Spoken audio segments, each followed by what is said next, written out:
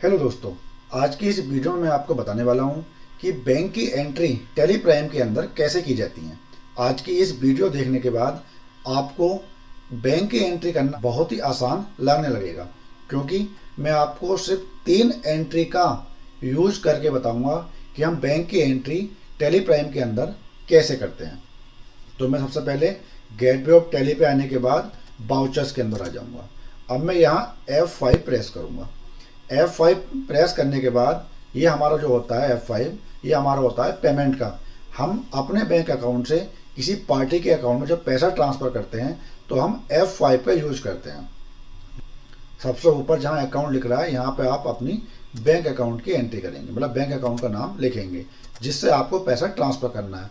अब किसके अकाउंट में करना है, तो मेरे को कैब मोटर को पैसा देना है। क्यों? क्योंकि मैंने इससे परचेज की है। तो मैं यहाँ पे नीचे इसका नाम लिख दूंगा और कितनी अमाउंट ट्रांसफ़र करनी है वो मैं यहाँ पे लिख दूंगा। 20,000 मेरे को अमाउंट ट्रांसफ़र करनी है, मैंने 20,000 लिख दिया। एंटर प्रेस करेंगे। एंटर प्रेस करेंगे। यहाँ आने के बाद अब आपको क्या करना है, F12 प्रेस करना है। F12 प्रेस करने के बाद आपको इधर दिखाई देगा, अगर आपका बैंक डिटेल्स में आपका ये बैंक एलोकेशन का ऑप्शन यस है तो आप इसको नो कर लें। नो करने के बाद इसको आप सेव कर लें। इससे होगा क्या, आपकी जो ये बैंक एलोकेशन का ऑप्शन है ये आपका ऑन हो जाएगा। अगर आप नहीं चाहते तो आप उसको नो भी कर सकते हैं। करने के बाद बाय डिफ़ॉल्ट मेरा यहाँ पे चेक आ गया, तो चेक मैंने यहाँ ट्रांसफ़र कर दिया। तो मैं यहाँ क्या करूँगा, ई फंड ट्रांसफ़र, क्योंकि मैं ई फंड ट्रांसफ़र कर रहा हूँ तो मैं यहाँ क्लिक कर दूँगा। आप चेक करते हो तो आप चेक से कर देना। ई फंड ट्रांसफ़र किया मैंने तो मैं एंटर प्रेस कर दूँगा। यहाँ पे उसका अकाउंट नंबर प्रेस डालूंगा, यहाँ पे उसका IFSC कोड, यहाँ पे बैंक का नाम, अगर मेरा कोई नंबर है तो नंबर डाल दूंगा, उसकी डेट और उसका रिमार्क डालने के बाद मैं इसको आपको सेव कर देना है। सेव करने के बाद ये आपको एंट्री आपकी सेव हो गई।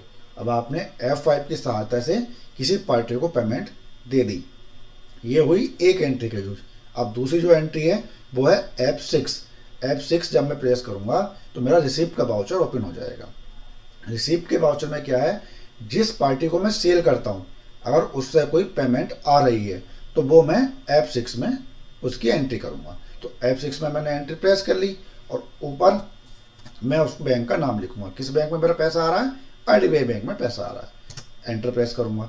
नीचे मैं उस पार्टी का नाम लिखूँगा जिस पार्टी से मेरे IDBI बैंक अकाउंट में पैसा आ रहा है। तो राहुल ट्रेडर्स मैं यहाँ सेलेक्ट कर लूँगा। अब कितने रुपए आ रहे हैं, 5,000 रुपये। 5,000 रुपये मेरे IDBI बैंक अकाउंट में आ रहे हैं राहुल ट्रेडर्स से, जिसको मैंने सेल किए। तो अमाउंट डालने के बाद एंटर प्रेस करेंगे और आपको इस प्रकार का इंटरफेस दिखाई देगा। तो यहाँ पे मेरा ऑलरेडी चेक लिख के आ रहा है, आप कुछ भी चूज़ करते हैं, क्योंकि मेरे पास चेक से पैसा आया। अमाउंट आ गई, यहाँ पे नंबर आपका चेक नंबर डाल दीजिए, यहाँ पे उसकी डेट और बैंक का नाम और नीचे रिमार्क्स अगर आप कुछ डालना चाहते हैं तो। इस प्रकार करने के बाद इस एंट्री को भी मैं सेव कर दूंगा। तो ये मैंने आपको क्या बताया, 2 एंट्री का यूज बताया। सबसे पहली एंट्री F5 पेमेंट की, हम जिससे परचेस करते हैं उसको हमने पैसा दिया है तो वो एंट्री कैसे की जाती है।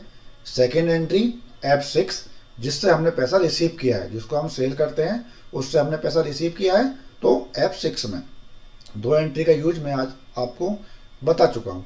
अब तीसरी एंट्री है आपकी F4।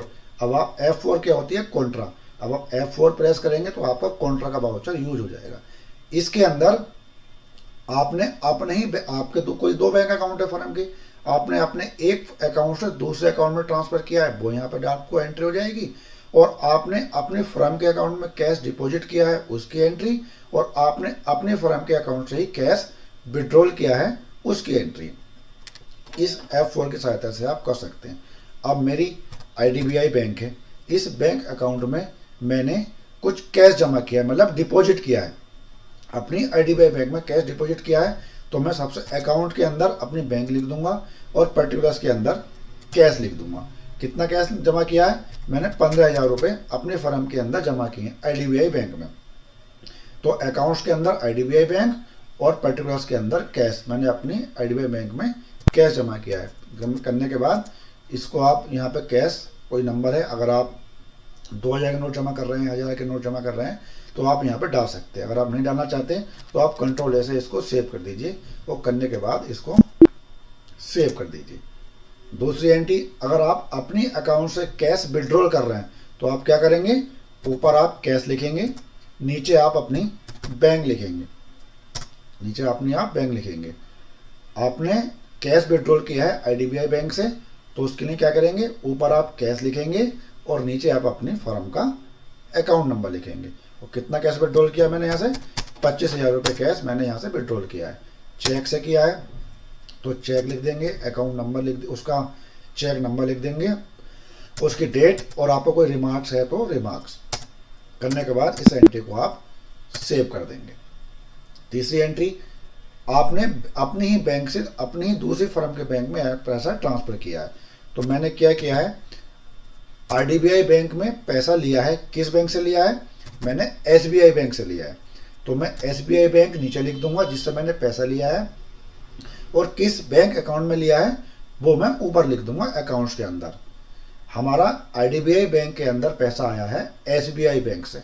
कितना आया है, 7,000 रुपये मैंने ट्रांसफ़र किए हैं एसबीआई बैंक से अपनी आईडीबीआई बैंक के अंदर। ये सब एंट्री करने के बाद, यहाँ पे आपको डिटेल डालने के बाद इस एंट्री को आप सेव कर देंगे। अब मैंने क्या किया है, अपनी एसबीआई बैंक में, अब मेरी कोई एसबीआई बैंक है, इसमें मैंने आईडीबीआई बैंक से कोई पैसा लिया है। मैंने एसबीआई बैंक के अंदर आईडीबीआई बैंक से पैसे लिए हैं, कितने, 7,500 रुपये। तो मैं एंट्री करूँगा। ये डिटेल बनने के बाद आप इसको सेव कर दो।